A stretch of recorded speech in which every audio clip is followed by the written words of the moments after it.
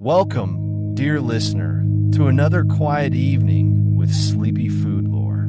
Tonight, we return to the gentle rhythm of familiar things and turn our attention to a fruit that has traveled beside humanity for thousands of years, glinting softly in markets, gardens, and stories.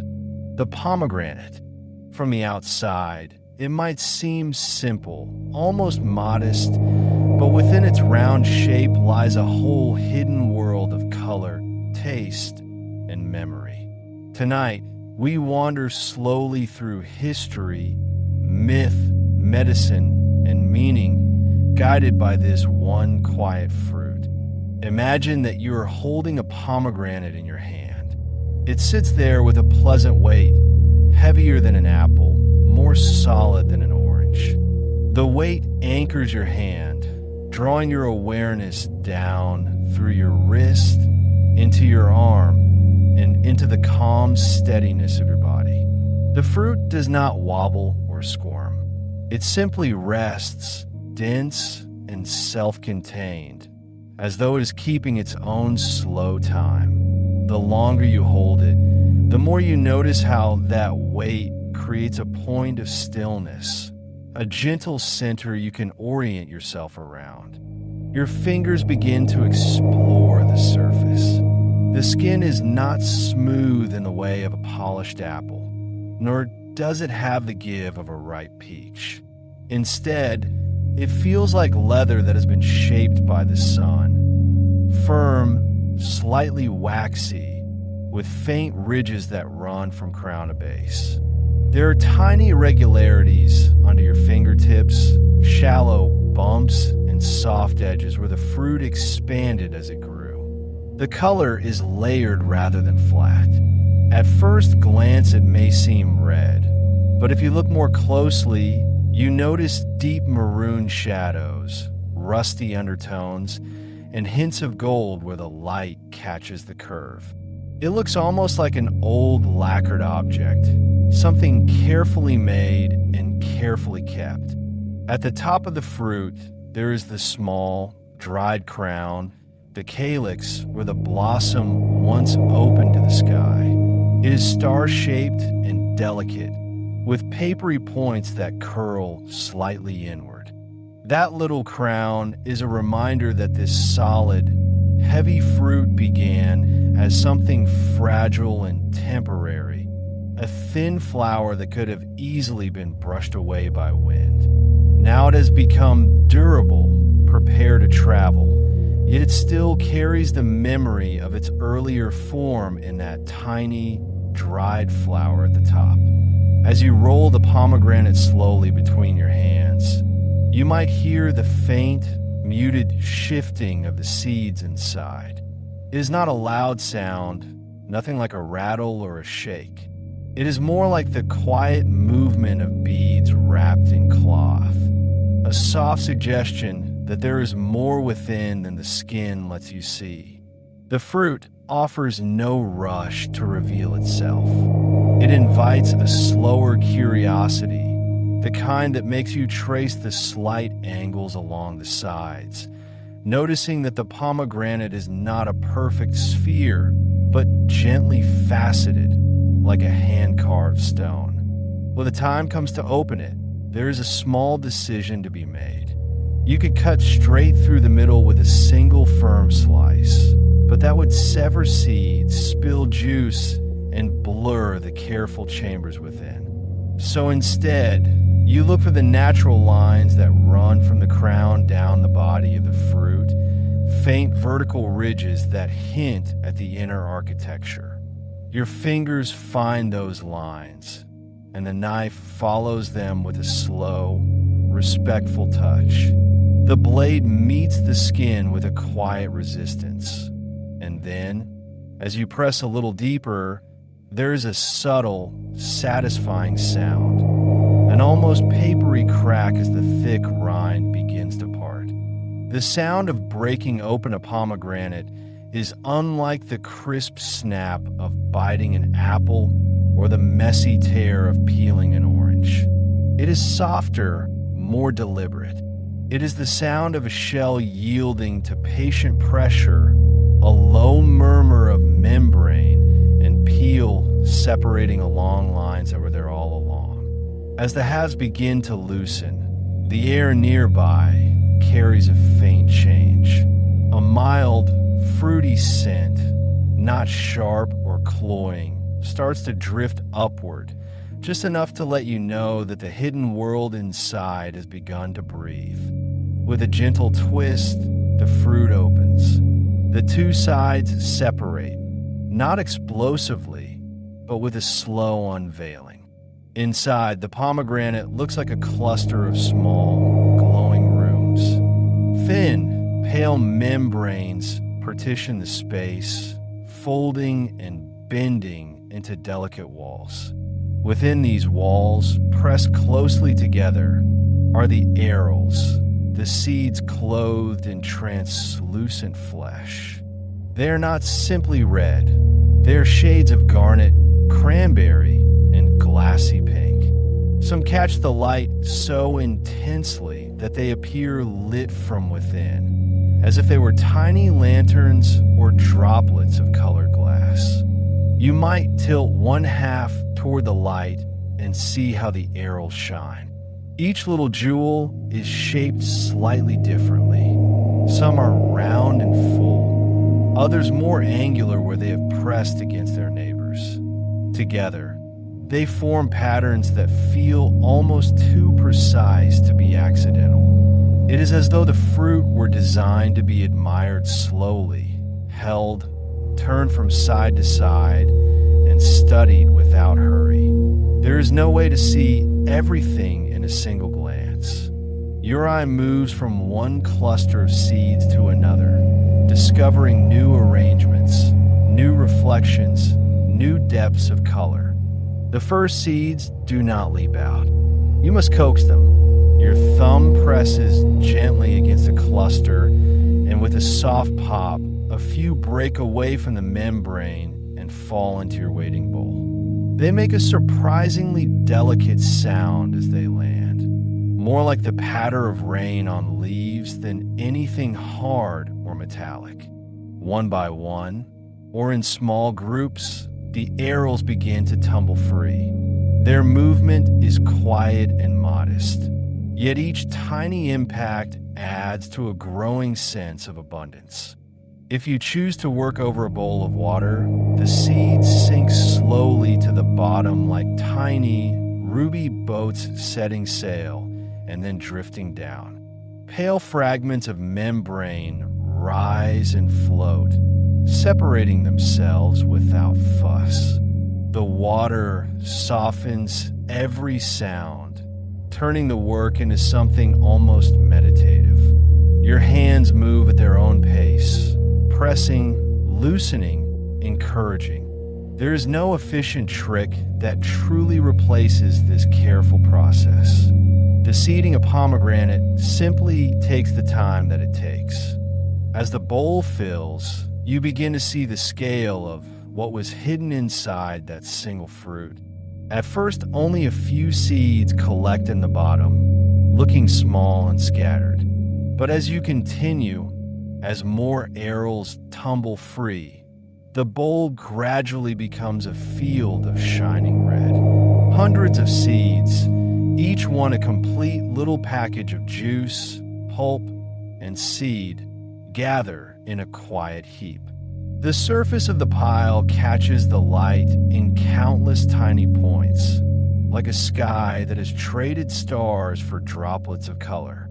There is something about this slow accumulation that changes your sense of time. The task does not demand intense focus, but it does ask that you remain present. It is very difficult to hurry a pomegranate. If you rush, you crush seeds and spray juice. If you pull too hard, membranes tear unpredictably. The fruit is not punishing. It simply does not respond well to haste. It rewards steadiness instead, the kind of calm attention that allows your thoughts to stretch out and wander while your hands repeat the same gentle motions. In this way, the pomegranate becomes a fruit that naturally slows you down. It refuses quick shortcuts and encourages small pauses.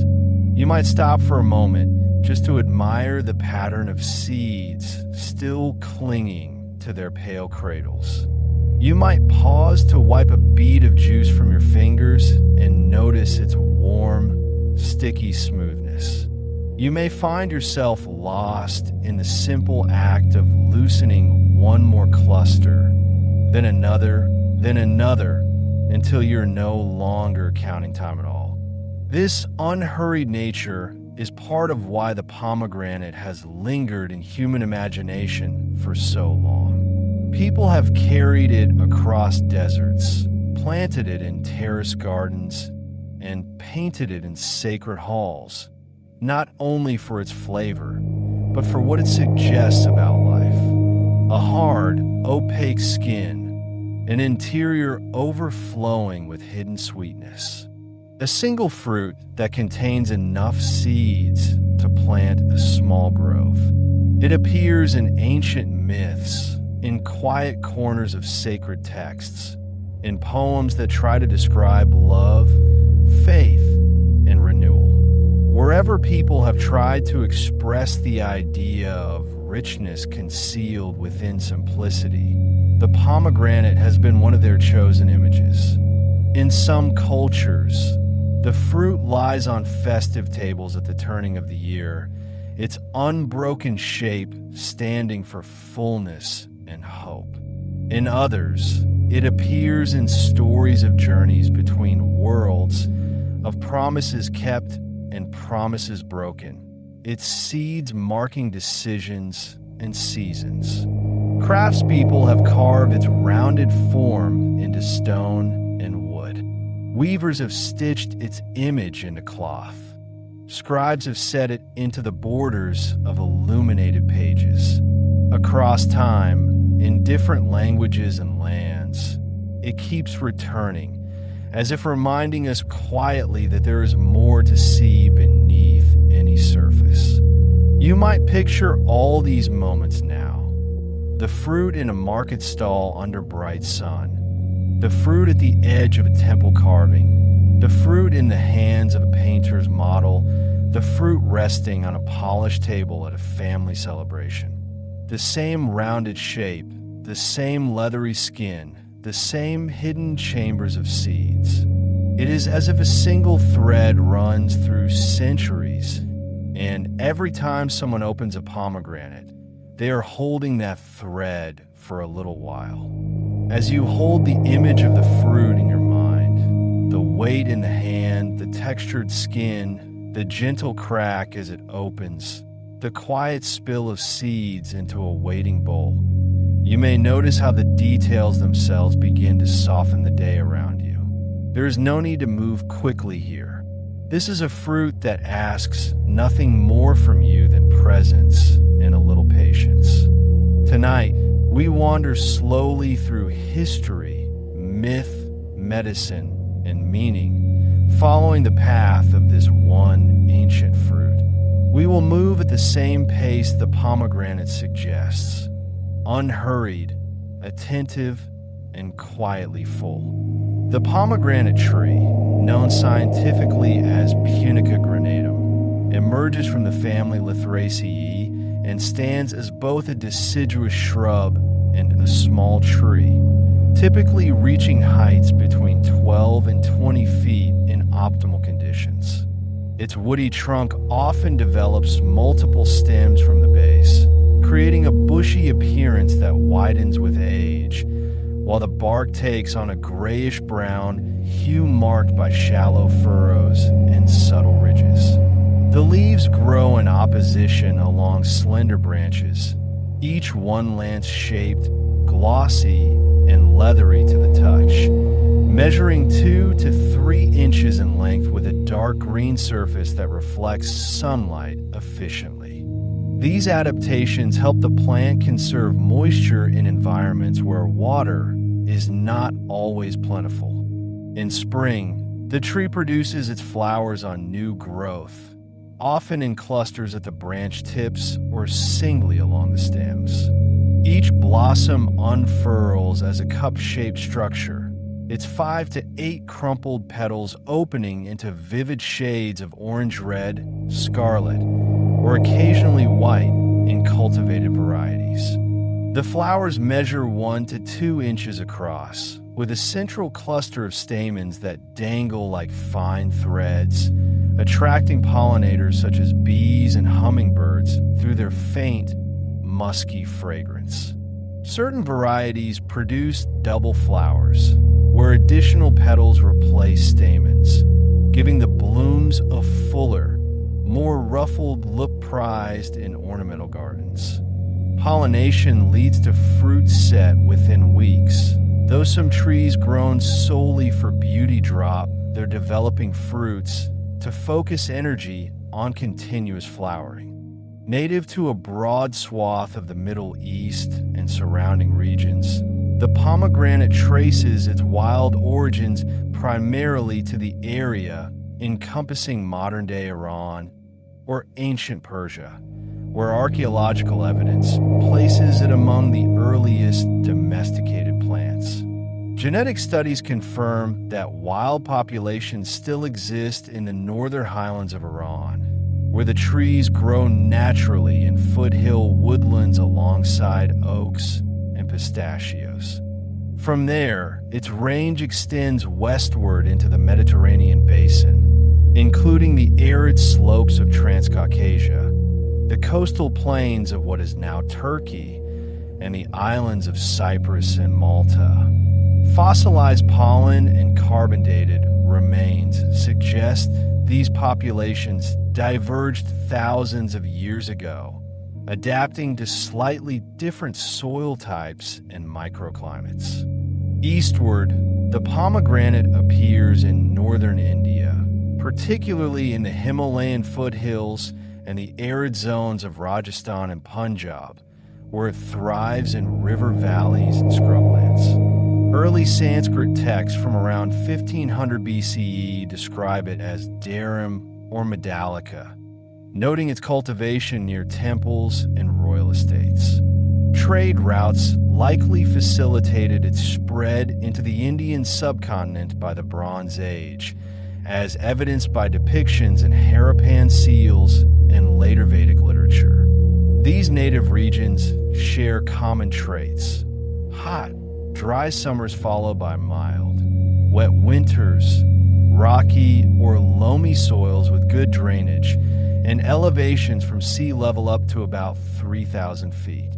Among all fruits, the pomegranate ranks as one of the oldest cultivated by humans, with evidence of intentional planting dating back at least 5,000 years. Carbonized fruit rinds and seeds unearthed at Bronze Age sites in Jericho and modern-day Palestine represent the earliest confirmed remains, placed around 3,500 BCE. Similar findings appear in the ruins of ancient Shari-Yisupte in southeastern Iran, a trading hub from 3200 BCE, where intact fruits were buried alongside pottery and jewelry. Egyptian tomb paintings from the Middle Kingdom, around 2000 BCE, show pomegranates alongside figs and grapes, confirming their status as a valued import or early domesticate. By the time of the Assyrian Empire in the 9th century BCE, cuneiform records detail organized orchards irrigated by cannons, underground channels that delivered water precisely to tree roots. What sets the pomegranate apart in human agriculture is its dual role as both food and symbol from the outset. Unlike grains or olives, which required processing for storage, whole fruits could travel long distances intact, their leathery skin preserving the seeds within.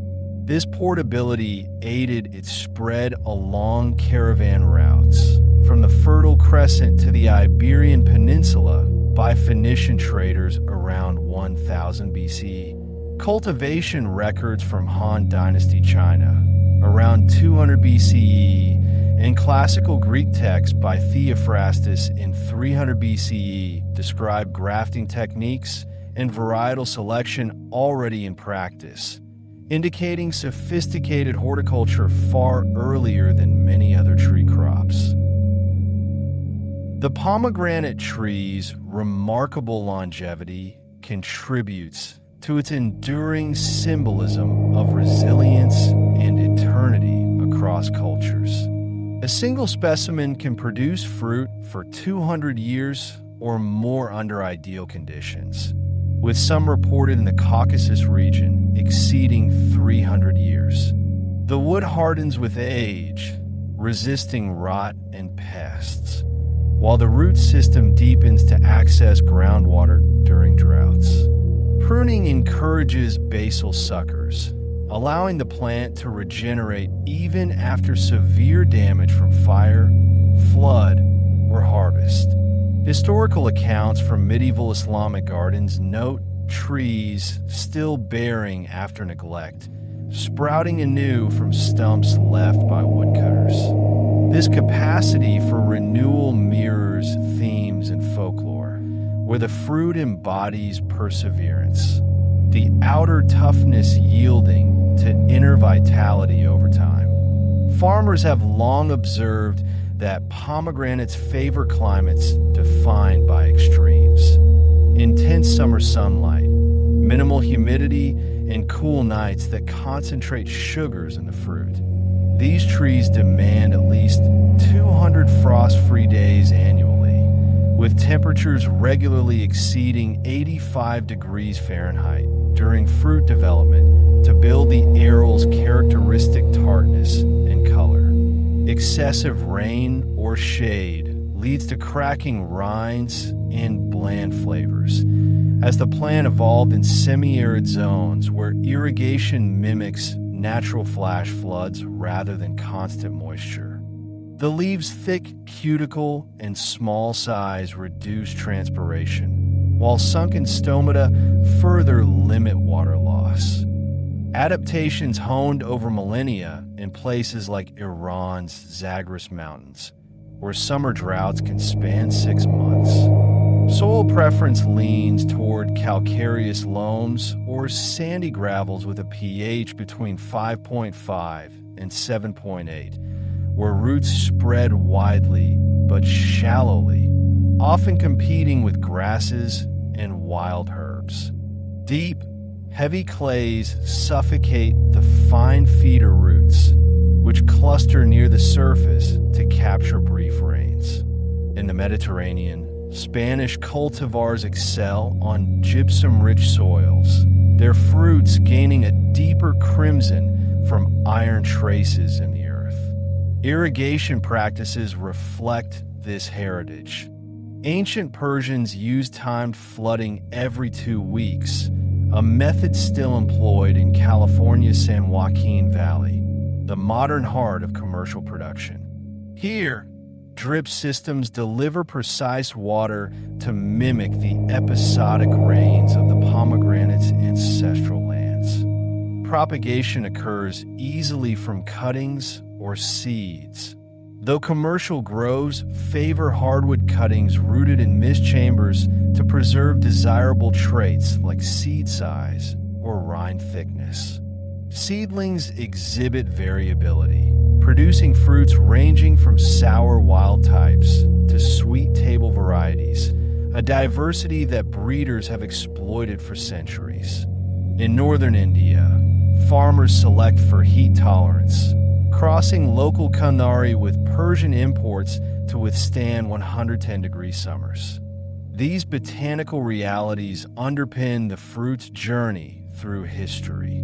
Not merely a passive crop, but a resilient partner in human expansion, thriving where others falter.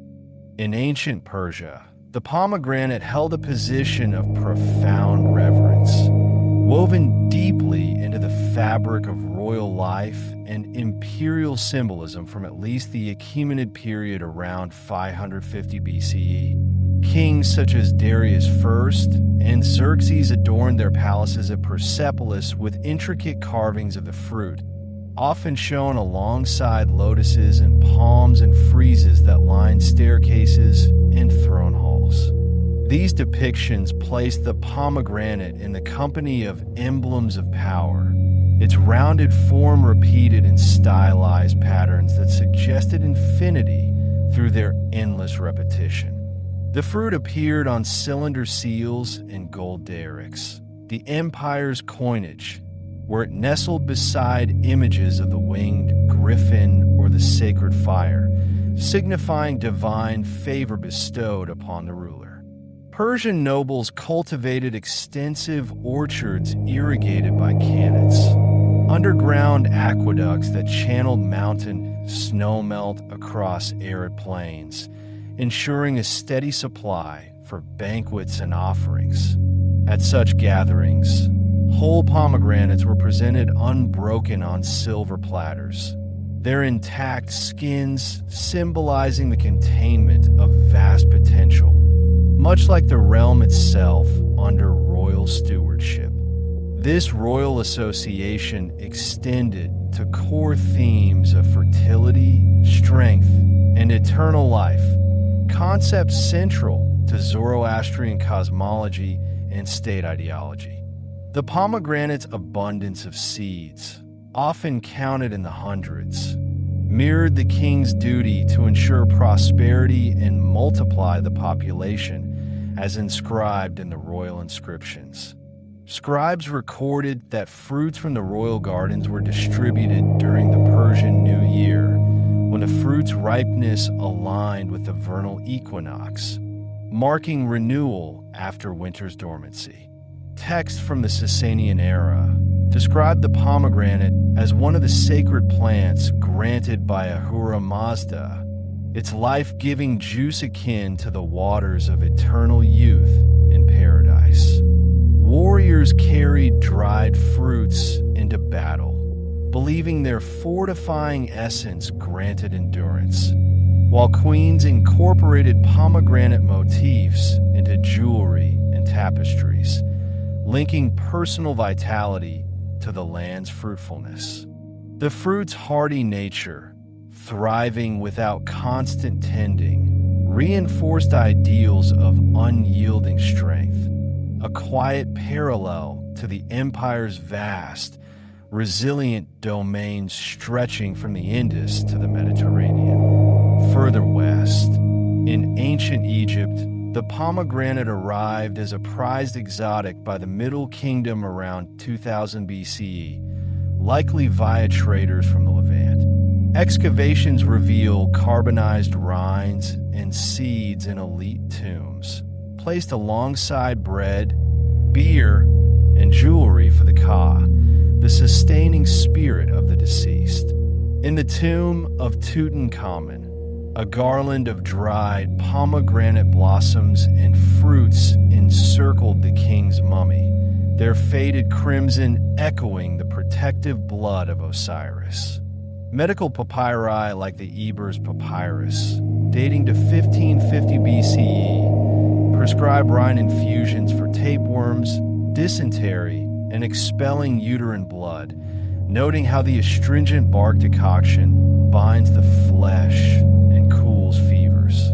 Embalmers incorporated pomegranate wine into rituals, pouring it over the body to symbolize rebirth, as its staining juice mimicked the red ochre used in resurrection spells. By the New Kingdom, Ramesses II dedicated entire groves near Thebes, and temple reliefs at Karnak show the fruit offered to Hathor, goddess of love and the afterlife, its seeds representing the multiplicity of souls in the field of reeds. Egyptian physicians expanded its uses in burial contexts, grinding dried peels into paste applied to wounds during mummification, valuing the tannins that preserve tissue. Queen Hatshepsut's mortuary temple includes scenes of Punt expeditions returning with pomegranate saplings, alongside myrrh trees, affirming the fruit's role in divine kingship and eternal provision. Scribes in the house of life composed hymns likening the Pharaoh's heart to the pomegranate's core, sealed yet brimming with life force. These practices elevated the fruit beyond mere sustenance, embedding it in the cycle of death and rejuvenation central to Egyptian belief, where its enduring freshness in arid tombs attested to immortality. Across the Aegean, ancient Greece intertwined the pomegranate with narratives of marriage, fate, and the inexorable turn of seasons. Beginning in Mycenaean times around 1600 BCE, Linear B tablets from Pilus list it as shipped alongside olives and figs.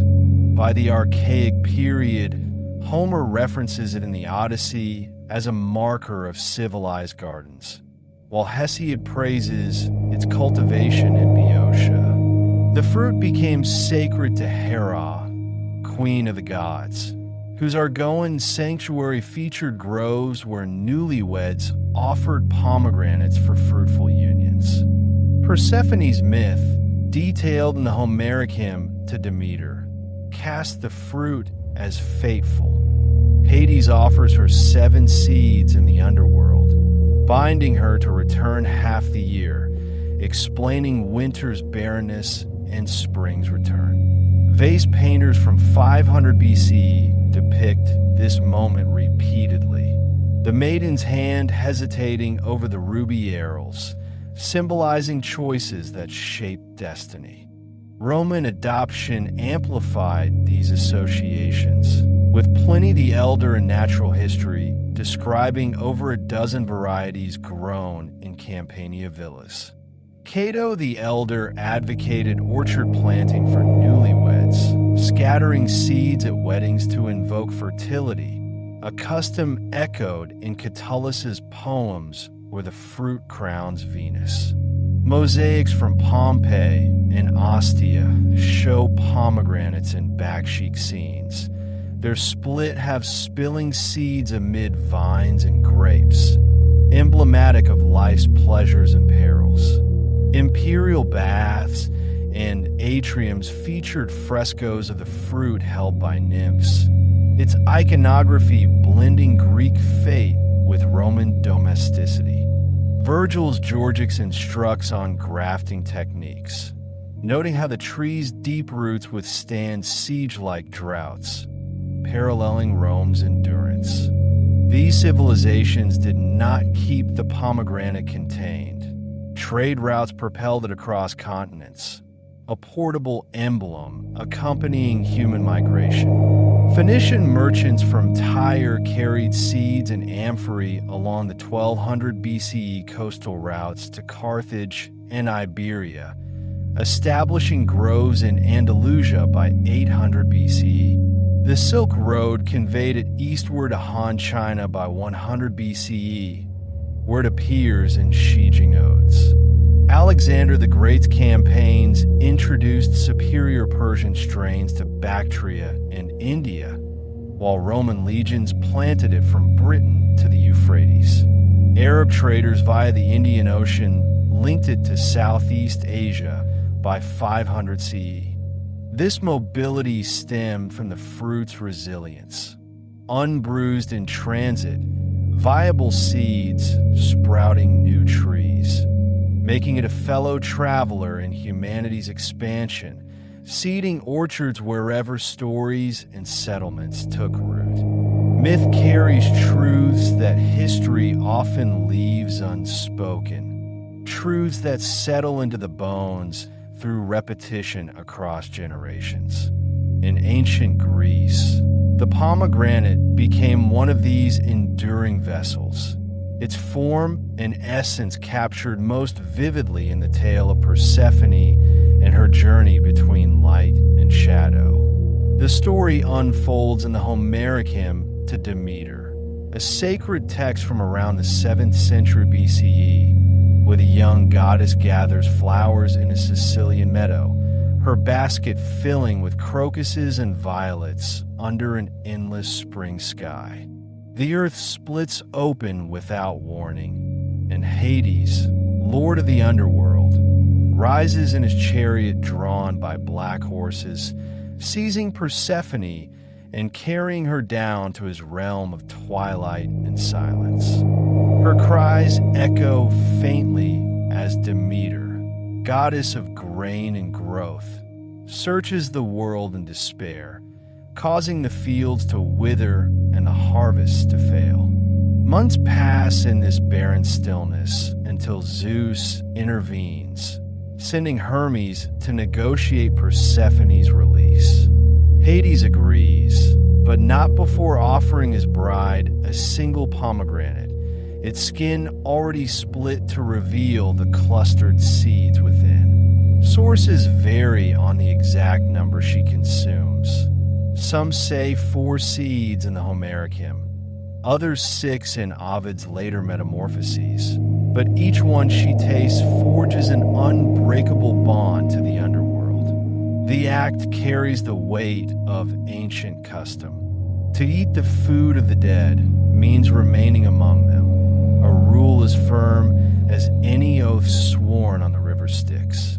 Persephone returns to her mother, but only for 2/3 of the year, her absence explaining winter's dormancy and her emergence heralding spring's bloom. The pomegranate thus becomes the hinge of seasons, its seeds marking the rhythm of descent and return, life pausing and resuming in eternal cycle. Painters on Athenian vases from the 5th century BCE captured this moment repeatedly, showing Persephone's slender fingers hovering over the fruit, her expression a blend of reluctance and resignation, while Hades watches from shadowed throne. The pomegranate's hard rind mirrors the underworld's gates, unyielding until breached, and the spilling arrows evoke both blood and fertility, the red juice staining lips and hands like a vow sealed in crimson. Later Orphic traditions linked the fruit to Dionysus as well, calling him pomegranate-born. In hymns, where initiates consumed seeds during rites to symbolize death, dismemberment, and ecstatic rebirth. Temple offerings at Eleusis included the fruit alongside barley and poppies, its presence invoking the mysteries that promised initiates a blessed afterlife. Beyond Greece, the pomegranate's layered meanings echoed across cultures, each one drawing from its physical form, the tough exterior guarding countless seeds to speak of life's hidden depths.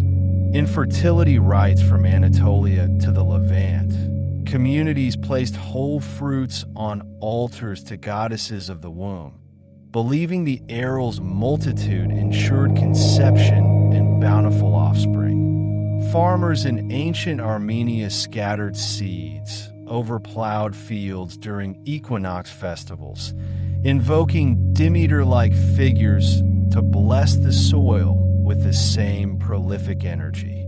The fruit's juice, pressed and fermented into mild wines, featured in betrothal ceremonies, where couples shared a single cup, the shared taste binding their futures as surely as Persephone's fateful bite. Abundance formed another universal thread, its hundreds of seeds per fruit inspiring awe in agrarian societies. Mesopotamian tablets from Nippur describe priests tallying arrows during harvest rituals, each count a prayer for overflowing granaries and swelling herds. In Minoan Crete, frescoes depict the pomegranate alongside sheaves of wheat, its image suggesting divine generosity that spilled forth without end. This sense of plenty extended to prosperity blessings, where merchants in Phoenician ports carried dried fruits as talismans, rubbing seeds between fingers before striking deals, confident the fruit's geometry promised multiplied wealth. Protection emerged as a quieter attribute, rooted in the rind's durability and the tree's hardiness against drought and blight. Households in Hellenistic Egypt strung garlands of pomegranate blossoms above doorways to ward off evil spirits, the fading petals believed to absorb misfortune like a sponge. In Cappadocia, rock-cut shrines held clay models of the fruit, their placement guarding underground granaries from vermin and rot. Warriors from Bactria etched pomegranate motifs onto shields, drawing on the tree's regenerative roots to shield against wounds, while sailors packed the woody rinds in holds to purify stagnant air during long voyages. Rebirth wove through these symbols most persistently, the fruit's ability to sprout from seed, or cutting embodying renewal after loss. Etruscan tomb paintings from Tarquinia show the deceased clasping split pomegranates, arrows tumbling toward the viewer's world, a gesture affirming life's persistence beyond the grave. In Phrygian myths, Cybele's priests offered the fruit during spring Toribolium rites, its blood-like juice mingling with bull's gore to symbolize cosmic revitalization. Celtic tribes in Iberia, encountering the pomegranate via Roman trade, incorporated it into Samhain fires, tossing seeds into embers to predict surviving the dark half-year. Folklore practices brought these meanings into daily life with tactile simplicity. At Greek and Roman weddings, brides crushed pomegranates underfoot upon crossing new thresholds, the scattering seeds prophesying the number of children to come. Intact arrows for sons, crushed ones for daughters. In Armenian villages, newlyweds received bowls of fresh fruit, tasked with peeling and sharing seeds one by one, each exchange a whispered wish for harmony. Protective charms took seed-filled pouches hung from cradles, the faint rattle soothing infants while repelling the evil eye, or rind amulets worn by shepherds to safeguard flocks through winter gales. Prosperity blessings often centered on market days, where traders in bazaars from Antioch to Cordoba flung handfuls of dried arrows skyward, invoking the fruit's promise as coins changed hands. Midwives steeped blossom petals in wine for laboring mothers, the infusion said to ease passage and ensure the babe arrived with the vigor of new-sprung seeds. Fisher folk in Aegean Isles strung twig crowns above boats, the persistent leaves of green mirroring the pomegranate's defiance of salt winds and storm. These customs, passed mother to daughter, father to son, turned the fruit into a living bridge between sacred symbol and household habit, its quiet presence affirming that fertility, abundance, protection, and rebirth dwell not in distant heavens, but in the patient turning of ordinary days.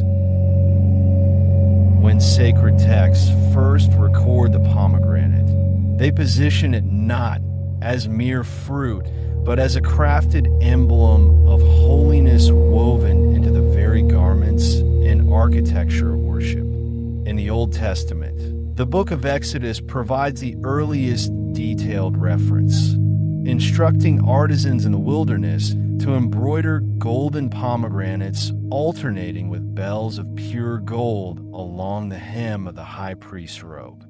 This sacred vestment, worn by Aaron and his successors during rituals in the tabernacle, served a practical and symbolic purpose.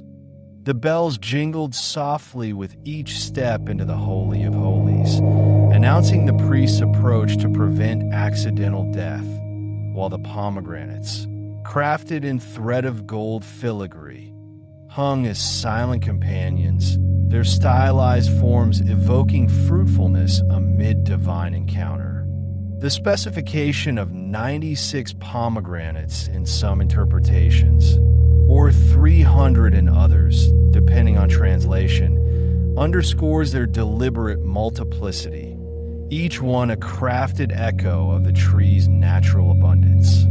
These decorative motifs extended into the grander scale of Solomon's temple, described in 1 Kings and 2 Chronicles as a structure of cedar overlaid with gold, where pomegranates adorned the pillars at the entrance to the sanctuary.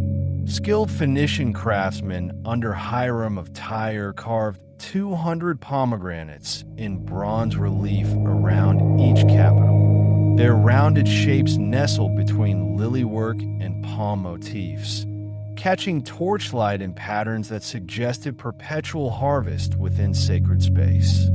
The pillars themselves, named He establishes, and in Him is strength, framed the fruit as a testament to stability and divine provision, standing as gateways where priests passed from outer courts into the presence of the Arkansas wall panels, and overlay work repeated the image, integrating the pomegranate into the temple's very bones, so that worshipers encountered its form at every turn. From the brazen sea's supports to the embroidered veil, separating the holy from the most holy.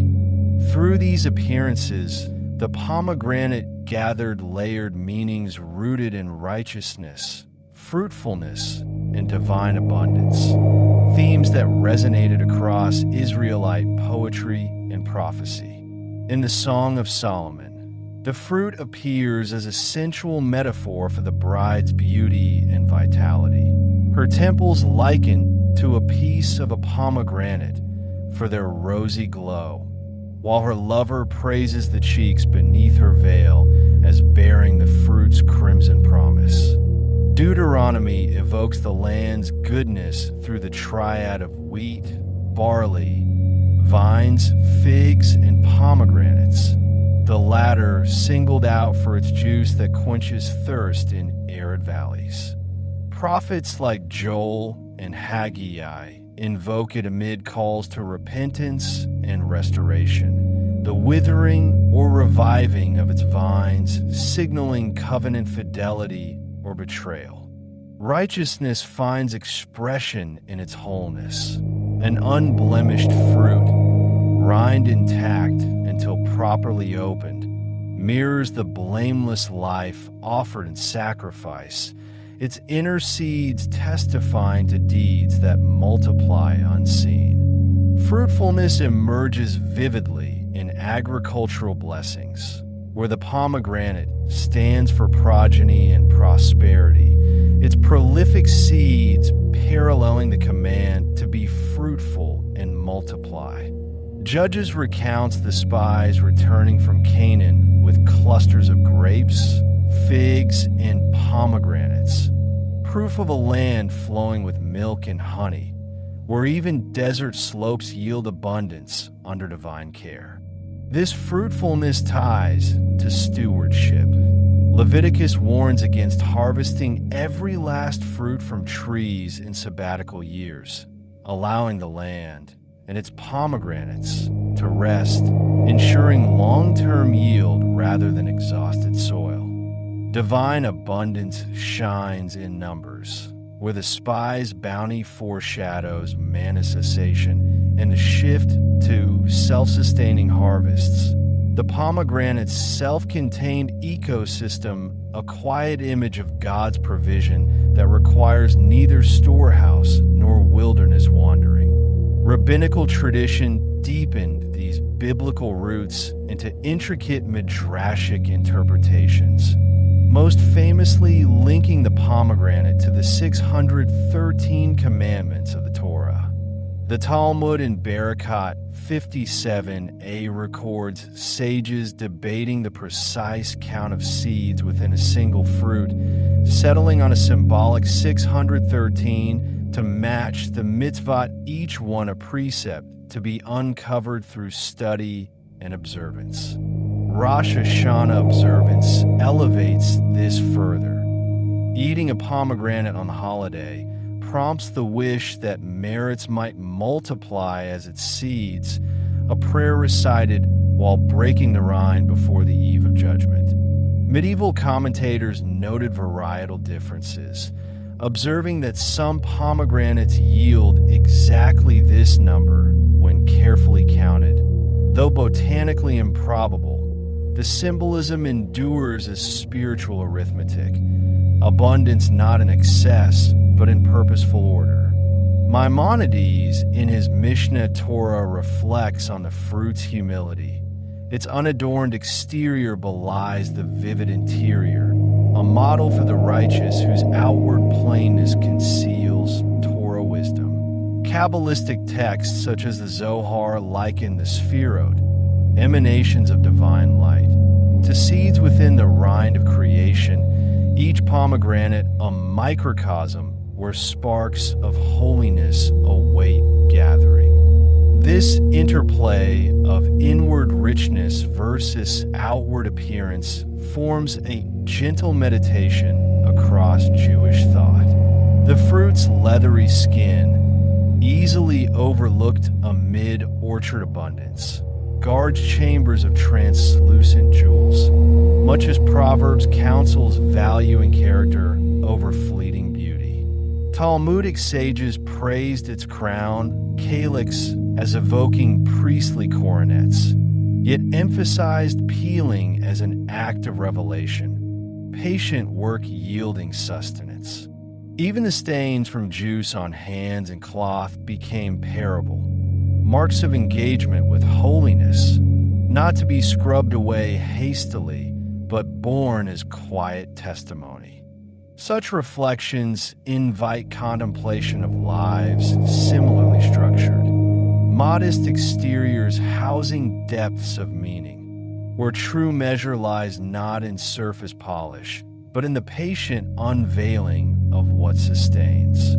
The pomegranate, through scripture and tradition, remains this enduring image, a vessel where righteousness ripens unseen, fruitfulness unfolds in season, abundance flows from faithfulness, and every seed holds potential scripted by the divine hand. The pomegranate offers nourishment through a balanced array of vitamins and minerals, each contributing quietly to the body's daily rhythms in ways that unfold over time rather than in sudden bursts. 100 grams of fresh arils, roughly a small handful from a single fruit, delivers about 10 milligrams of vitamin C, or roughly 12% of the daily recommended intake for adults. This water-soluble nutrient supports the immune system by aiding white blood cell production and function, particularly the activity of neutrophils that engulf pathogens during everyday exposures. It also plays a role in collagen synthesis, the protein framework that maintains skin elasticity and repairs minor abrasions from sun or friction. Unlike citrus fruits where vitamin C dominates, the pomegranate pairs it with fiber and polyphenols, allowing steady absorption rather than a fleeting spike, which suits gradual tissue maintenance over hours and days. Vitamin K appears next, with approximately 16 micrograms per serving, fulfilling about 13% of daily needs. This fat-soluble vitamin activates proteins essential for blood clotting, such as prothrombin, ensuring that small cuts or bruises resolve without excessive bleeding. In the bones, it directs calcium deposition into the matrix, working alongside vitamin D to strengthen density and reduce fracture risk, particularly in weight-bearing areas like the hips and spine. Studies of postmenopausal women consuming pomegranate regularly show modest improvements in bone markers over 6 months, suggesting a supportive role in long-term skeletal health. The nutrient's presence in the watery arils requires pairing with a fat source, like yogurt or nuts, for optimal uptake, mirroring how ancestral diets combined the fruit with richer foods. Folate, or vitamin B9, provides around 38 micrograms per 100 grams, covering 19% of requirements. This B vitamin facilitates DNA synthesis and repair in rapidly dividing cells, from intestinal lining to red blood cells, preventing megaloblastic anemia, where immature cells crowd out healthy ones. It supports energy metabolism by converting homocysteine to methionine, a process that sustains neurotransmitter production and mood stability. Pregnant individuals benefit most, as folate reduces neural tube defect risks in early embryos by ensuring proper spinal closure. The pomegranate's natural folate exists in bioactive forms, readily used without the fortification processing found in grains, offering a gentle daily contribution to cellular renewal. Among minerals, potassium stands at 236 milligrams per serving, or 5% of daily value, concentrated in the juicy pulp surrounding each seed. This electrolyte regulates heart rhythm by counterbalancing sodium, stabilizing the electrical impulses that trigger each contraction in the cardiac muscle. It also facilitates nerve signaling, allowing muscles to contract smoothly during walking or breathing, while excess amounts help flush sodium through urine to ease blood pressure. Athletes in antiquity valued pomegranate for this replenishment after exertion, and modern analysis confirms its role in preventing cramps through steady membrane potential maintenance, especially when paired with hydration. Copper traces at 0.1 milligrams, or 11% of needs, a modest yet precise amount vital for red blood cell formation. Within bone marrow, copper activates enzymes like L-lysosyl oxidase that cross-link collagen and elastin, forming the flexible scaffold for hemoglobin production. It also supports iron absorption and utilization, ensuring oxygen binds effectively to transport throughout tissues. Deficiency disrupts this chain, leading to fatigue, but the pomegranate's bioavailable form, chelated with fruit acids, enters circulation efficiently, sustaining energy without overload. Historical healers noted its blood-building quality, aligning with today's understanding of ceruloplasmin, the copper-carrying protein that shuttles iron precisely where needed. Iron appears in smaller quantities, about 0.3 milligrams or 2% per serving, primarily non-heme from plant sources, yet enhanced by the fruit's vitamin C. This mineral integrates into hemoglobin, enabling erythrocytes to carry oxygen from lungs to muscles and brain, powering quiet cellular respiration. While not a primary source like organ meats, its presence prevents subtle depletion in plant-based diets, supporting thyroid function and myoglobin storage in muscles for endurance. The arrow's gentle delivery avoids the heaviness of supplements, allowing steady incorporation over meals rather than isolated doses. Magnesium rounds out the profile at 12 milligrams, embedded in the seed coats and pulp. This mineral promotes muscle relaxation by blocking calcium channels during rest phases, preventing spasms in calves or eyelids after prolonged tension. It calms the nervous system by regulating GABA receptors, fostering parasympathetic balance that eases transitions from activity to stillness. Evening consumption aligns with circadian dips, supporting melatonin pathways indirectly through serotonin conversion. Clinical observations link consistent magnesium from fruits like pomegranate to improved sleep architecture, with deeper slow-wave stages emerging over weeks of regular intake.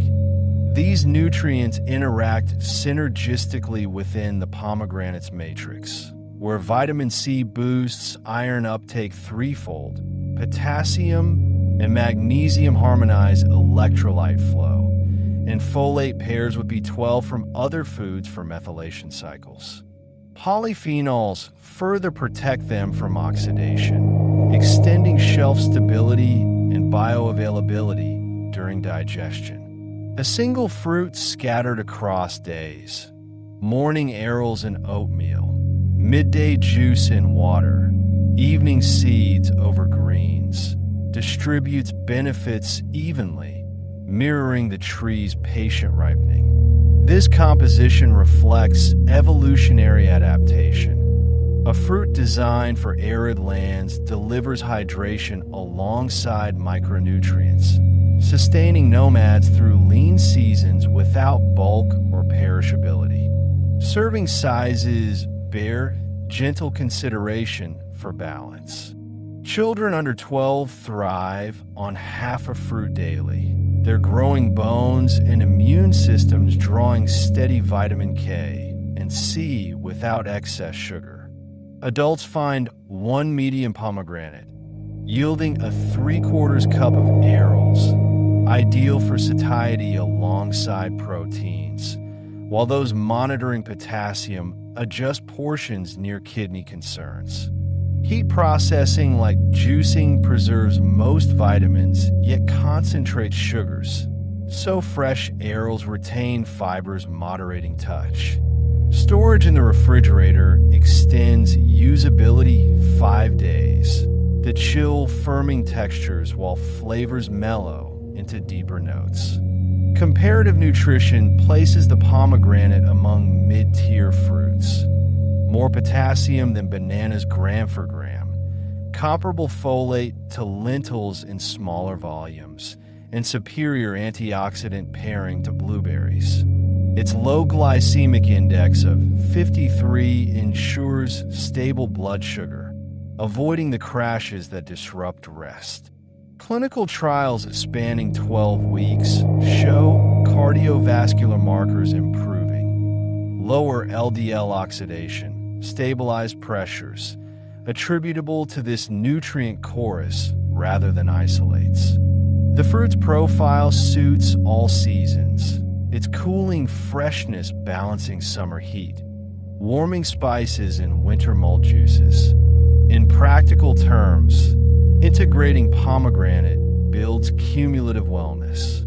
Breakfast bowls gain crunch and tang, elevating oats from bland to vivid. Salads lift with jewel-like pops amid bitter greens. Vitamin C unlocking plant iron. Smoothies blend seamlessly, folate fueling midday focus. Evening yogurt parfaits deliver magnesium's unwind, the mild tartness cleansing the palate before rest. Each bite reinforces the fruit's legacy. Sustenance wrapped in beauty, nutrients veiled until the rind yields, offering the body quiet affirmation of its own enduring design. Within the pomegranate lies a family of unique compounds that work far beneath the surface of taste and color, tending to the body's quiet balance in ways both ancient healers and modern observers have long admired.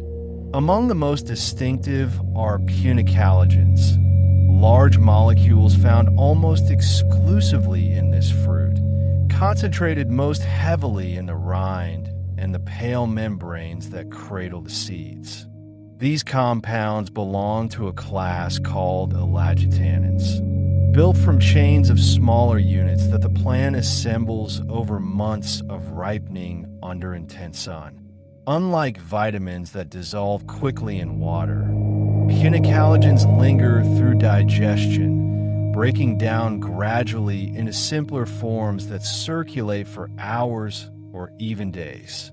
Their structure allows them to pair with proteins and fats in the blood, extending their gentle influence without overwhelming the system. Healers in Persia and India prize the rind for this enduring quality, drying it into powders that retain potency through seasons of storage. Punicalagins stand out for their remarkable ability to act as antioxidants, quietly neutralizing the small, restless particles that arise naturally as the body burns fuel for energy and repairs itself daily. Imagine these compounds as patient attendants in a vast hall, moving through streams of activity to escort away bits of wear and tear before they accumulate. Laboratory measures place their strength 3 times higher than familiar antioxidants like those in green tea or red wine, a capacity rooted in their size and layered design. When consumed through juice or whole fruit, they concentrate in the liver and gut lining, supporting the organs that filter and renew without fanfare. Traditional preparations, such as simmering rinds into teas, release these guardians slowly, allowing the body to draw on them during times of seasonal change or mild strain. Closely related stands ellagic acid, a smaller offspring of punicalagins formed as the body and gut microbes transform the larger tannins during digestion. This compound carries a soothing quality, helping to calm the body's inflammatory responses, those natural swells of heat and swelling that follow exertion, minor injury, or even digestive effort. Ellagic acid influences pathways in cells that regulate these reactions, encouraging resolution rather than prolongation, much as a cool cloth eases a warm forehead. Its presence proves especially welcoming to the gut, where friendly microbes thrive on its breakdown products, fostering a balanced community that aids nutrient uptake and waste removal. Observers in Mediterranean traditions valued this harmony, blending pomegranate peels with yogurt or honey to nurture digestion after rich feasts, noting how the fruit restored ease without harshness. Then come the anthocyanins, the pigments lending the arils their signature ruby glow, hues ranging from translucent rose to deep garnet, depending on variety and ripeness. These water-loving colors absorb certain wavelengths of light while reflecting others, creating the fruit's visual allure that draws the eye across a bowl or plate. Beyond beauty, anthocyanins line the vessels carrying blood through the body, supporting their smooth inner surfaces against daily friction from flow. They help maintain flexibility in arteries and veins, easing the heart's work over time, particularly during shifts from rest to activity. Farmers in sun-drenched regions select for vivid color not only for markets, but because deeper shades signal higher concentrations of these protective pigments, ripened through long exposure to ultraviolet light. These compounds do not labor in isolation, but form a woven partnership, each enhancing the others in the pomegranate's living design. Punicalagins yield ellagic acid steadily, while anthocyanins stabilize both in the bloodstream, preventing breakdown during transit. Together, they create a broader shield than any alone, circulating through liver, kidneys, and skin to address scattered needs. This synergy mirrors the fruit's own architecture, rind safeguarding juice, membranes cradling seeds, all interdependent for wholeness. When eaten fresh, the fiber in arils slows release, ensuring compounds reach distant tissues rather than peaking and fading quickly. Juices preserve much of this interplay, though whole fruit adds the seed's crunch and grounding texture. To sense their purpose, consider oxidative stress, a natural companion to breathing and moving through the world. Every cell, in generating warmth and motion, produces faint sparks, byproducts of turning food into usable energy. Most pass harmlessly, swept away by the body's own caretakers, but in moments of prolonged effort, bright sun, or uneven meals, they can linger like embers in dry grass. Over days or weeks, unchecked embers contribute to subtle fatigue in tissues, a quiet dimming rather than sharp pain. The pomegranate's compounds attend these embers without drama, donating pieces of themselves to quench sparks and restore evenness. They do not erase the process. Life requires those sparks, but restore the hull to calm order, allowing renewal to follow naturally. Punicalagins lead this effort through their bulk, binding multiple sparks at once due to their expansive structure, while anthocyanins focus on blood vessels, keeping pathways clear for steady circulation. Ellagic acid turns attention inward to gut and joints, easing minor frictions from daily use. Clinical observations over months note smoother skin texture, less occasional puffiness, and sustained energy as these effects compound, not through force, but through consistent presence. Traditional uses aligned with this. Travelers carried dried rinds to counter road-weary inflammation, while elders sipped infusion for vascular ease in later years.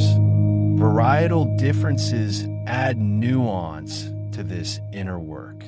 The sour, wonderful variety from California yields higher punicalagins in its thick rind, suited for extracts or teas, while sweeter Spanish Malheur de Elche emphasizes anthocyanins in juicier arils, ideal for fresh eating. Iranian Raba balances both, its moderate tartness releasing compounds evenly during slow chewing. Processing influences delivery. Gentle pressing retains synergy, while heat extraction favors punicalagin stability.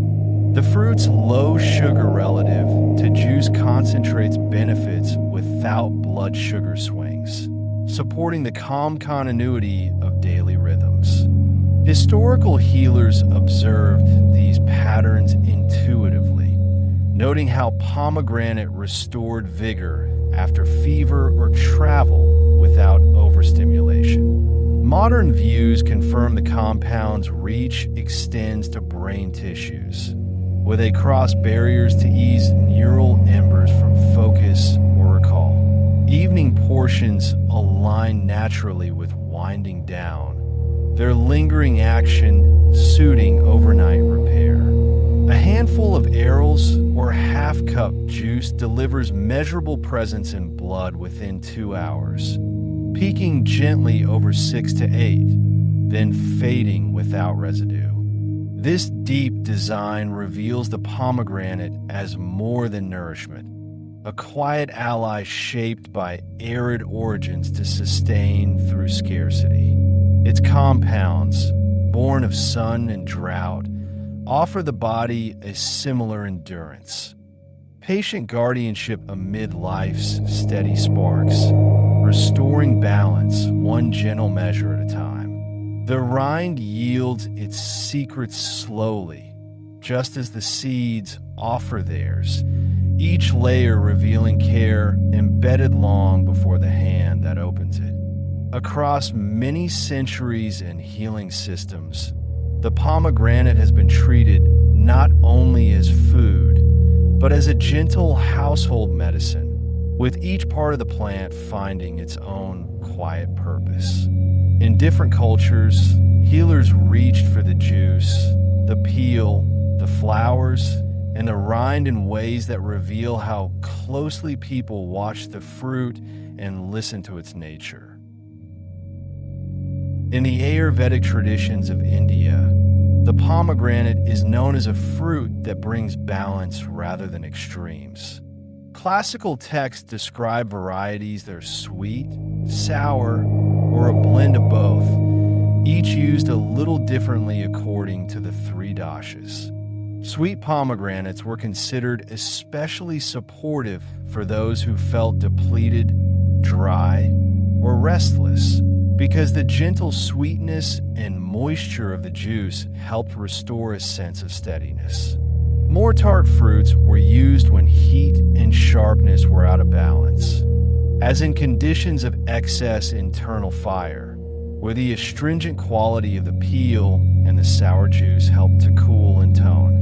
Ayurvedic practitioners prepared the juice carefully, often diluting it with water and sometimes adding warming spices such as cumin or ginger, so that it would be easy on the digestion and would not shock the system. The seeds themselves might be dried and ground with salt and herbs into a powder used to kindle a sluggish appetite or ease a heavy feeling after meals.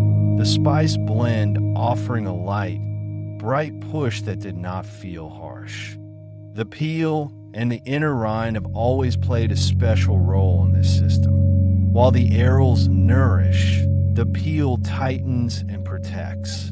Dried strips of pomegranate peel appear in Ayurvedic formulations for loose bowels and for strengthening the tissues of the mouth and throat. When boiled gently in water, the peel creates a dark infusion with a slightly bitter taste, traditionally sipped in small amounts or used as a gargle. This was believed to help clear excess heat and support the body's natural defenses. The flowers came into use as well, often dried and ground into fine powders that could be combined with honey and applied to minor skin irritations. The soft, crumpled petals, once so vivid on the tree, became an ingredient that encouraged the skin to knit and calm, echoing the way the tree itself endures and repairs after each season. In Persian medicine, which developed at the crossroads of Greek, Indian, and local knowledge, the pomegranate took on another layer of significance.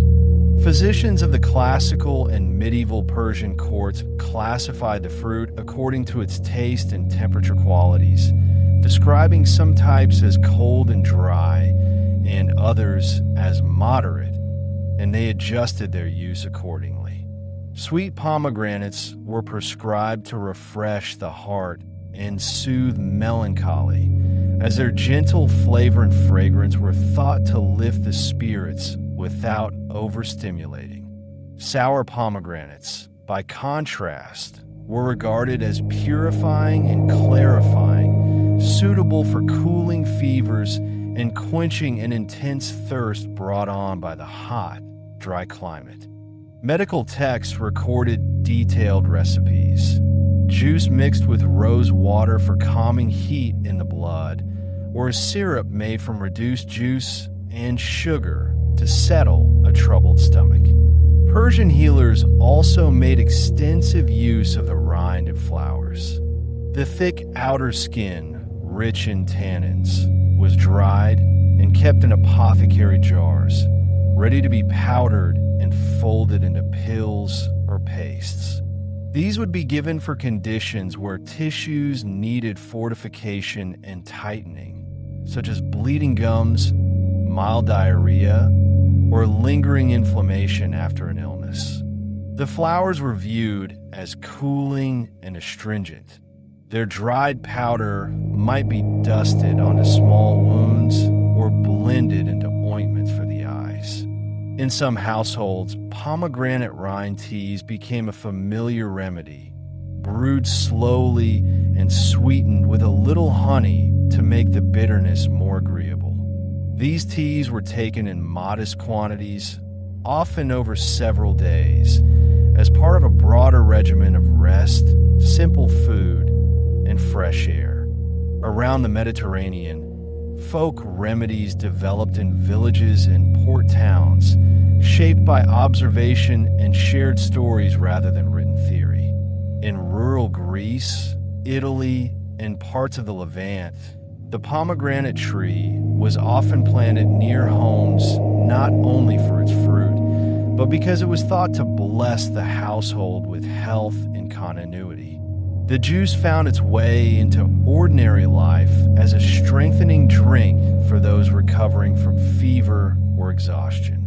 It might be diluted with water and given by the spoonful to children who had lost their appetite, or stirred into warm herbal tisanes as a gentle tonic during the colder months.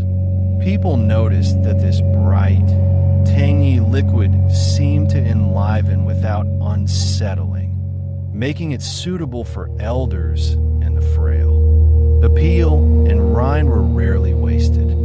Families would hang strips of the skin to dry in kitchens or under eaves, along with herbs and other useful plants. Once dried completely, the rind could be stored for months, then ground into a coarse powder and used in small doses.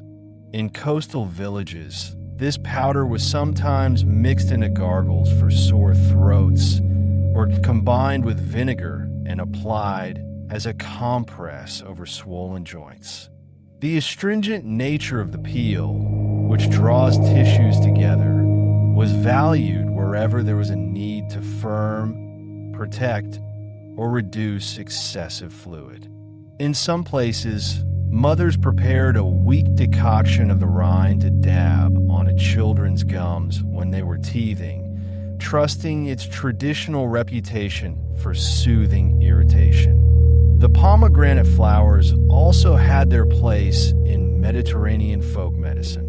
Picked early in the morning when their color was strongest, they were spread out to dry on cloths, then kept in earthenware jars away from light. Crumbled petals could be sprinkled into herbal blends meant for women's health, particularly around the times of monthly cycles and after childbirth, when the body was finding its way back to equilibrium.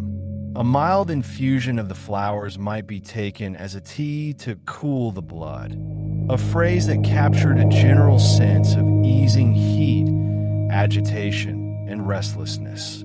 Pomegranate rind teas, though somewhat bitter, became household staples in many of these traditions. In times when other medicines were not available or affordable, a family could turn to the tree in their yard. A small piece of dried rind simmered in water for 10 or 15 minutes produced a dark, earthy liquid.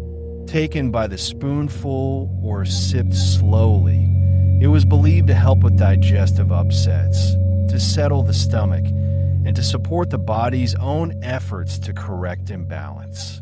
In some communities, the same tea was cooled and used as a wash for the skin, especially for areas prone to rashes or minor infections. The idea was always the same. The tree that stood firm in harsh sun and poor soil could share some of its steadiness with those who drank from it. Even when more modern medicine became available, many of these practices persisted quietly in homes and rural clinics. People might take prescribed treatments and still reach for pomegranate peel tea when they wanted something familiar and time-tested. The fruit's different parts, juice, arils, peel, flowers, formed a small chest of remedies, each with its own role, but all drawn from a single, recognizable source. The knowledge passed by example and story. A grandparent showing how thin to slice the rind for drying, a parent demonstrating the right color for a well-brewed infusion, a neighbor sharing a jar of powdered peel during a winter illness. All of these uses spread across lands and centuries, circle back to the same quiet insight. The pomegranate is a plant that endures, and so people have long trusted it to help them endure as well. Its juice restores without jolting. Its peel protects and steadies. Its flowers comfort tender places as they heal. In the slow work of preparing teas, powders, and syrups, there's an unspoken agreement between tree and human. Each part will offer what it can, and time will do the rest. In ancient kitchens where fire and clay met daily, the pomegranate entered as both ingredient and artist, transforming simple preparations into dishes of layered depth. Fresh seeds formed the starting point, scattered by hand over warm flatbreads fresh from the tabbouleh oven or heaped beside soft cheeses and olives on shared platters. Their cool, juicy snap contrasted the bread's warmth and the cheese's creaminess, each bite releasing a faint spray that mingled flavors without overpowering them. Cooks in Mesopotamian homes pressed clusters directly onto rice pilafs cooked in lamb fat, allowing the arils to soften slightly and stain the grains with pale pink hues as they steamed. In summer, when heat made heavy foods unappealing, seeds filled small wooden bowls for eating out of hand, sometimes dusted with sumac or sea salt to sharpen their natural tang. Juices came next, extracted by crushing whole fruits in stone mortars or coarse cloths, yielding a cloudy liquid that served as both drink and seasoning. This raw juice brightened fish grilled over olive wood, drizzled in the final moments so the heat coaxed out perfume without cooking away delicacy. It found its way into stews of lentils and eggplant, where a few spoonfuls cut through earthiness and lent a lingering brightness that deepened as the pot simmered. Travelers carried skins filled with juice, stopping to sip it straight or mix it with water from roadside springs, its slight acidity refreshing the mouth after dust and sun. From juice evolved syrups, cooked down slowly in wide copper pans over low coals until the liquid thickened and darkened. These shone in Persian royal kitchens, where servants reduced gallons of fruit into glistening reductions, straining out seeds and foam to achieve a silk thread consistency that coated spoons without dripping. Such syrups dressed game birds roasted with thyme and garlic, pooling in amber pools on serving dishes, or sweetened custards poured into rosewater filled shells. The process demanded patience, hours of stirring to prevent scorching, yet rewarded with a flavor that held notes of caramelized fruit, tart edge, and faint florals from the rind. Pomegranate molasses emerged as the pinnacle of this tradition, originating in Middle Eastern cooking where necessity met ingenuity. In Lebanon and Syria, families gathered windfall fruits too tart for fresh eating, quartering them and simmering in vast clay pots until the volume halved, then halved again. The result, deep maroon and viscous like aged balsamic, captured the fruit's sweet-sour complexity in permanent form. This molasses became the backbone of countless dishes, whisked into marinades for lamb kebabs, where its acidity tenderized while sugars caramelized over charcoal, stirred through ground meat for spiced kofta balls, or emulsified with olive oil, lemon, and mint into dressings that elevated lentil salads or stuffed grape leaves. The taste balanced richness against lift, a harmony born of the fruit's dual nature, sweet core within sharp skin, that no other ingredient quite replicated. Turkish cooks folded it into mohamra, a spread of walnuts, peppers, and breadcrumbs, while Iraqi versions thickened bean soups, each region adapting the staple to local palates and harvests. This sweet-sour interplay defined Middle Eastern cuisine's philosophy, where acidity tempered fat and spice awakened dormancy. Pomegranate acted as conductor, drawing forward subtler flavors in yogurt-dipped vegetables, honey-glazed quails, or pistachio-stuffed dates. Scribes in Abbasid Baghdad recorded recipes blending molasses with tamarind and date syrups for glistening glazes over fowl, while Bedouin camps simmered it with camel milk for restorative drinks after desert treks. The fruit's portability ensured its spread. Phoenician traders jarred molasses for export, seeding its use from Andalusia to the Maghreb.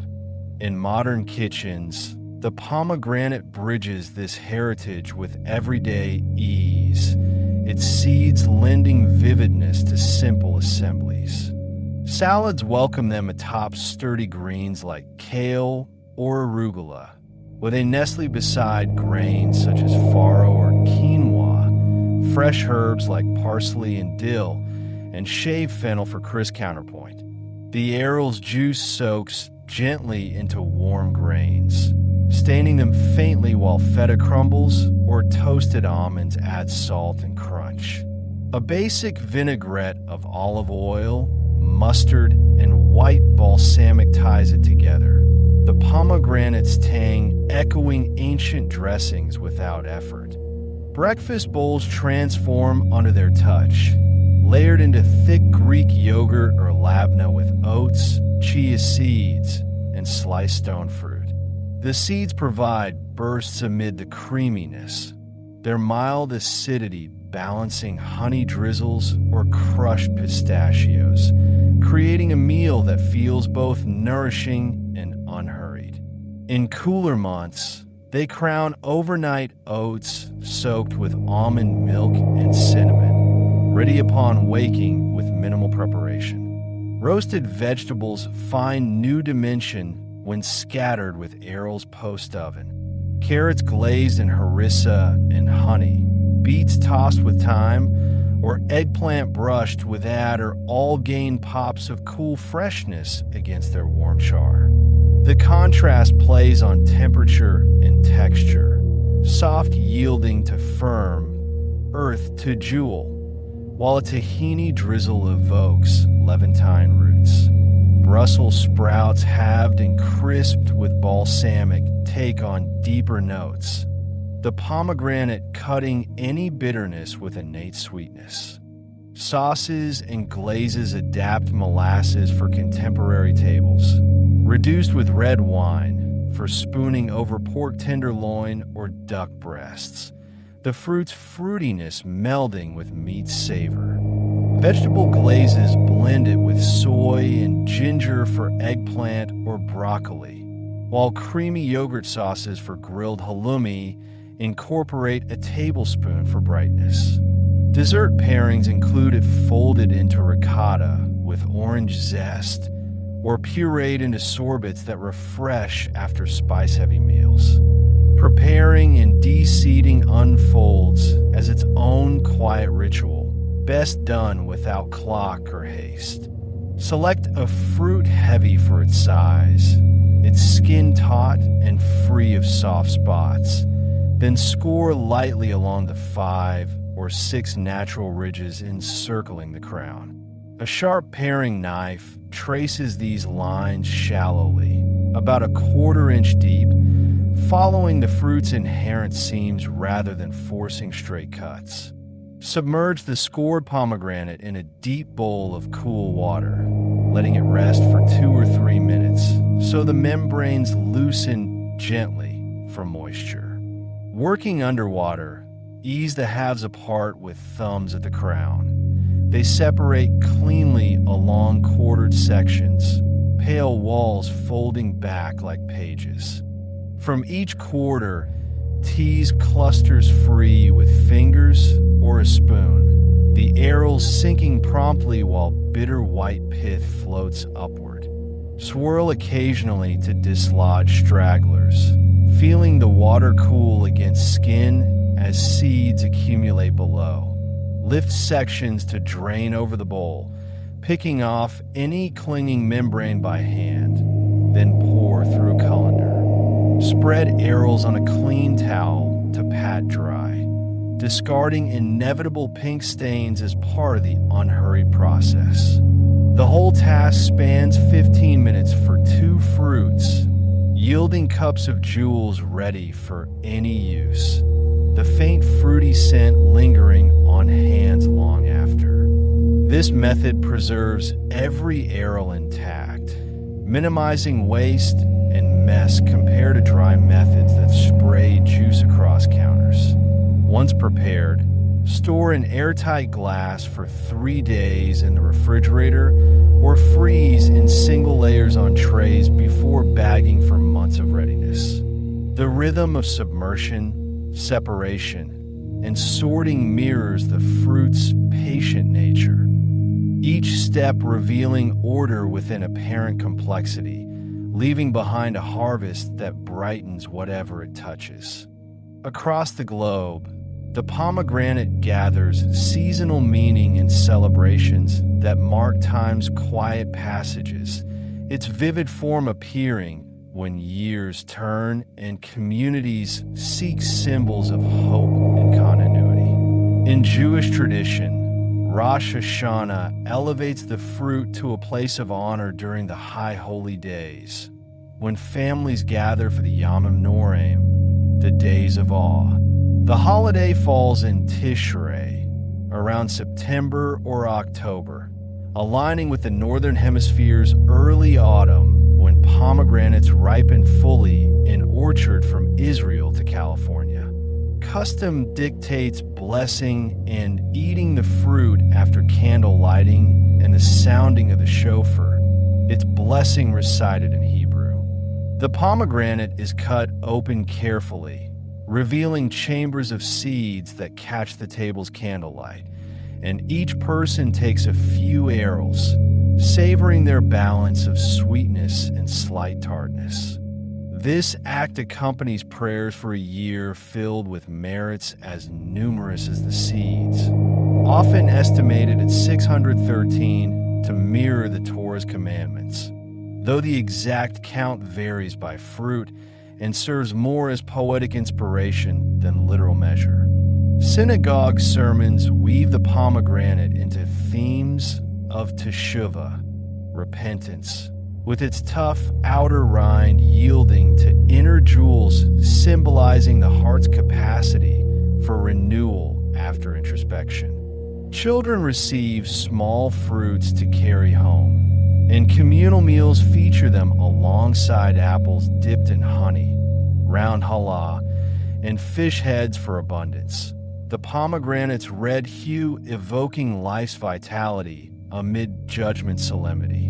In Persian celebrations, the fruit anchors festivals tied to solar cycles and renewal, most prominently Yalda Night on the winter solstice, the longest evening of the year around December 21st. Families in Iran and diaspora communities spread long cloths laden with watermelons symbolizing the sun, nuts for wisdom, and a central pomegranate sliced open to display its seeds like embers glowing through darkness.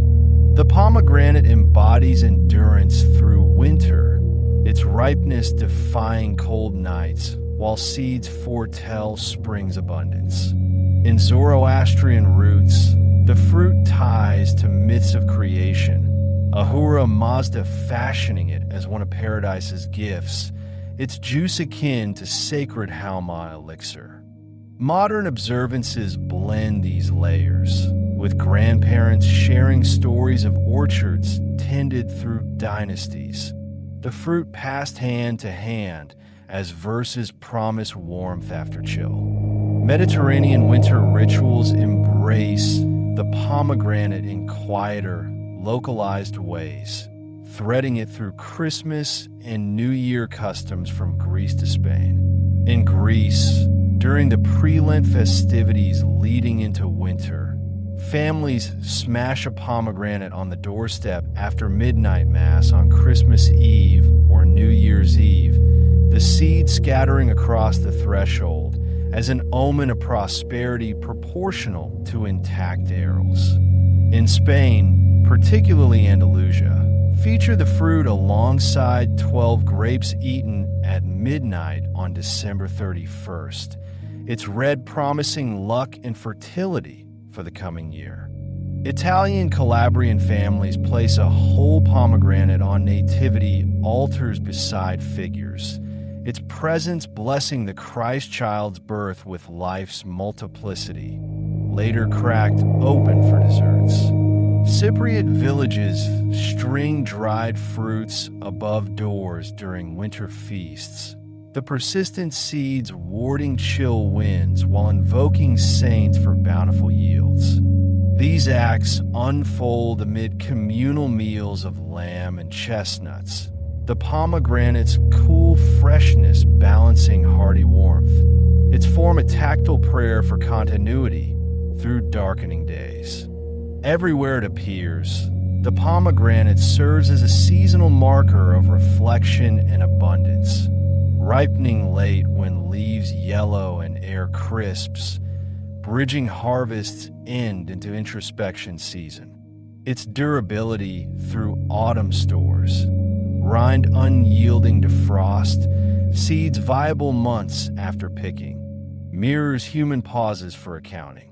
Botanically timed for late maturity, the fruit demands summer's full heat to sweeten arrows, arriving as nature withdraws, yet offering hidden plenty within apparent dormancy. Community selected for this poise, its weight in hand grounding ceremonies where voices rise in song or prayer, seeds spilling as affirmations of resilience. In cooler climes where it cannot grow, imports sustain the right, flown from sun-baked valleys to tables where stories affirm shared humanity.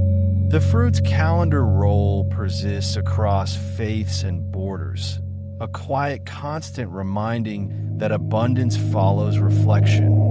Light succeeds shadow, and each year's close holds seeds for the next.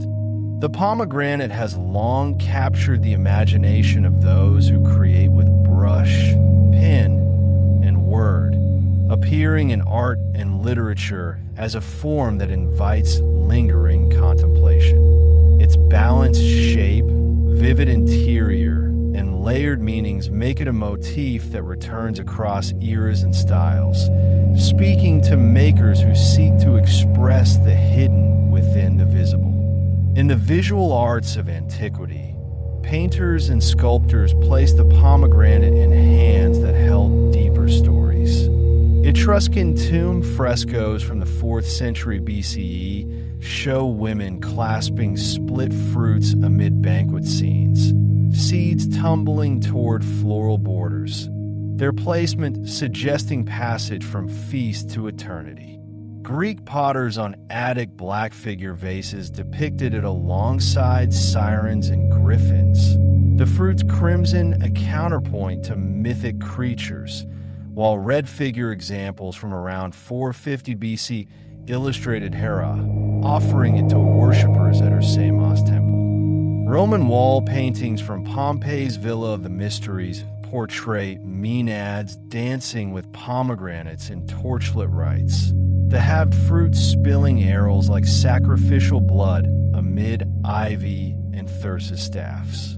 Byzantine and early Christian iconography elevated it further. 6th century mosaics depict saints with stylized pomegranates in embroidered robes, the fruit's symmetry echoing heavenly order. In Coptic textiles from Egypt's monasteries, around 600 CE, while tapestries weave it between crosses and peacocks, symbolizing resurrection's multiplicity. Illuminated manuscripts like the 6th century Vienna Genesis illustrate the spies' Canaan bounty with oversized pomegranates dwarfing grapes, their exaggerated seeds emphasizing promised abundance. Persian and Islamic miniaturists rendered it with exquisite detail during the Timurid and Safavid eras. In B.A.Zad's 15th century Garden of Love, pomegranates hang heavy on espaliered branches amid lovers and gazelles, their shadowed rinds contrasting luminous skies. Ottoman albums feature it in tilework patterns at Topkapi Palace, interlocking fruits forming infinite arabesques that adorn hammams and fountains. Mughal painters under Akbar blended Persian influence with local flora, showing emperors receiving tribute bowls in Jahangirnama folios, the arils glistening like jewels beside naan and melons. The European Renaissance brought the pomegranate into devotional intimacy. Sandro Botticelli's Madonna of the Pomegranate from 1487 places the fruit in Mary's hands, split to reveal 6 chambers of seeds, symbolizing the 6 ages of the world or virtues awaiting Christ's coming. Leonardo da Vinci sketched it anatomically in his notebooks, noting rind thickness and seed arrangement alongside botanical studies of figs and citruses. Caravaggio's late basket of fruit includes a darkening pomegranate beside wilting leaves, its split side oozing juice in tenebrous realism, capturing transience amid abundance. Spanish Golden Age artists like Zurbarán depicted it on monastic tables in still life with lemons, oranges, and a rose, the fruit's maturity contrasting ephemeral blooms. Baroque and Rococo eras amplified its sensuality. Flemish Still Lives by Rachel Royce layered it with dew-kissed petals, the arils translucence drawing light inward. French tapestries from Gobelins wove it into pastoral scenes, where nymphs plucked it amid Versailles gardens echoing Persian paradises. Literature embraced it with poetic precision. Homer evokes it in Odyssey's Phaeacian orchards as a civilized delight, while Sappho's fragments liken parted lips to its rind. Ovid's Metamorphoses expands Persephone's tale, her reluctant bites staining fingers eternally. Rumi's 13th century ghazals call it ruby granary, heart's hidden jewels bursting under love's gaze. Shakespeare's Romeo and Juliet whispers of Juliet's cheeks, damasked red and white, like its contrast. Biblical commentaries birth midrashic imagery, rabbis likening Torah study to peeling its layers. Dante's Paradiso aligns it with divine multiplicity, seeds as saved souls. Keats's odes ponder its lucent syrops, tinct with cinnamon, sensuous and eternal. Modern works sustain the motif. Virginia Woolf's To the Lighthouse uses it for life's fragile fullness. Gabriel Garcia Marquez's 100 Years of Solitude seeds Macondo's fate with its mythic weight. Contemporary artists like Shazia Sikander layered digital pomegranates over colonial maps, reclaiming heritage. Photographers capture split sections against velvet, seeds like constellations. Street artists stencil it on urban walls, ancient abundance amid concrete. Through these creations, the pomegranate endures as maker's companion, form suggesting depth, color evoking story, wholeness inviting revelation. Each rendering reaffirms its quiet dialogue with human longing, to hold, to open, to find light within shadow. As our time with the pomegranate draws toward its quiet close, consider once more the form that has accompanied us through these many stories and seasons. A single fruit, rounded and self-contained, resting calmly in the imagination. Within its leathery skin lie hundreds of seeds, sometimes precisely 613 in the old traditions, sometimes more, sometimes fewer, but always enough to fill the chambers with a shimmering multitude. Each arrow gleams independently, catching light through its translucent coat, yet belongs to the whole, nestled among its fellows in patterns that seem both ordered and free. The fruit does not press to be opened. It waits, offering its weight and texture to the hand that holds it, inviting touch without demand. This hidden richness beneath a modest exterior forms one of the pomegranate's deepest lessons, observed across orchards, temples, and tables for millennia. The rind appears plain, even rough, shaped by sun and wind into something durable yet unadorned. Only patient fingers along its seams reveal the vivid world inside, not with a sudden burst, but through gradual separation, quarter by quarter, until the pale membranes part and the seeds spill coolly into waiting light. So much of value lives this way in the world and in ourselves, concealed until sought, abundant once found, requiring no proclamation to affirm its worth. The ancients understood this through their carvings and poems. Modern hands rediscover it each autumn in market baskets. Picture the pomegranate now as you last saw or held one. The crown slightly dried, the ridges faint under fingertips, the subtle shift of seeds within when gently rolled. The act of opening it calls for no special tools or speed. A bowl of water softens the walls, thumbs coax the halves apart, and arrows sink while pith floats away. The process unfolds in its own time. 15 minutes perhaps for 2 fruits, leaving hands faintly stained and counters lightly marked, reminders of contact with something vital.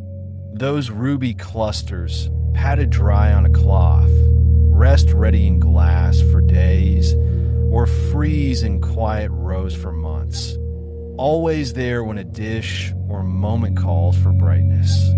Let the mind settle into this image, the seeds like distant stars clustered in a dark yet fertile sky, each one complete with its juice and promise.